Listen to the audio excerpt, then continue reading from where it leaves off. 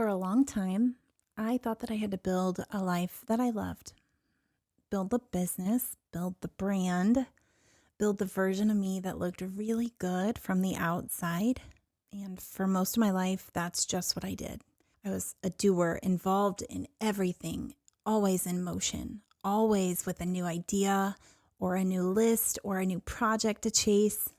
Busy was my normal. Productive meant valuable. I've never really known what it's like to rest. And even when I stop, my mind doesn't. Because deep down, I think that I've always believed that I should be doing, like Martha, serving, showing up and keeping everything running smoothly and in order. And yet somewhere deep in the quiet places, I've always longed to be more like Mary, sitting still, being present, trusting that I didn't have to earn my worth.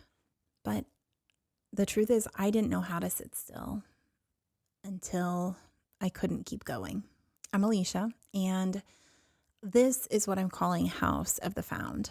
It isn't a business or a niche or a monetization plan. It's a slow return to something that I buried for a long time. I lost a friendship that I thought would last forever. I burned out so badly in business that I was ashamed. I didn't want to talk about it to anyone. And one day I just stopped. I stopped showing up. I stopped creating. I stopped pretending that I was fine. And I said no to everything.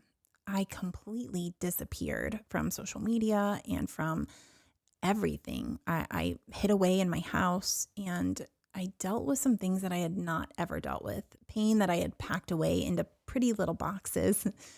Dreams that had quietly died while I was busy achieving. And what followed wasn't a rebrand. It wasn't a pivot. This was something deeper. This was the unraveling, the slow and intentional undoing that begins when life no longer fits the shape of your soul. When all the noise stops working and that stillness becomes necessary. I didn't fall apart noticeably, but it gave me time to ask, what do I actually care about? What do I actually value? And what kind of life do I want to live? I took a break and I worked under someone else's umbrella for a while. No spotlight per se, no pressure, just steadiness. With them, I recorded nearly 1,000 podcast episodes, and somehow my voice started sounding familiar again, probably because 1,000 podcast episodes is a lot like doing therapy. I began gathering the parts that I didn't want to lose, and not just the creative parts, but the compassionate parts and the true parts of myself that were never built for hustle in the first place. House of the Found was born from that season. And this isn't about curated perfection or beautiful aesthetics or remodeling a house or writing about parenting. This is about finding yourself in that quiet transition that's kind of foggy, that's between who you were and who you're becoming.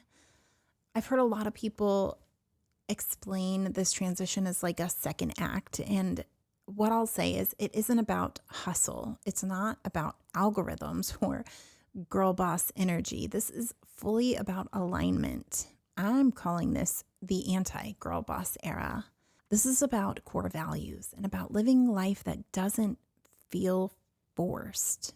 If you feel that in your soul, if you felt tired, if you feel like you've outgrown the life that you were building or heading toward, and you've outgrown the version of yourself that you once loved, maybe your soul's quietly asking for something slower or something different or something new.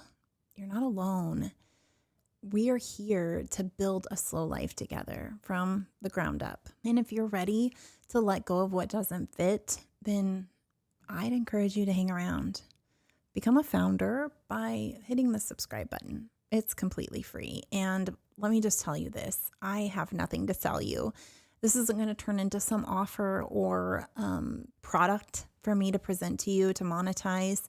This is not about success in business. This is about coming home. And it's a quiet place for the ones who are unraveling on purpose, for the people who are tired of chasing what doesn't fit. I'm so glad that you found this corner of the internet. If you're still listening, I'd love to hear from you in the comments. Say hi, and I'll see you again real soon.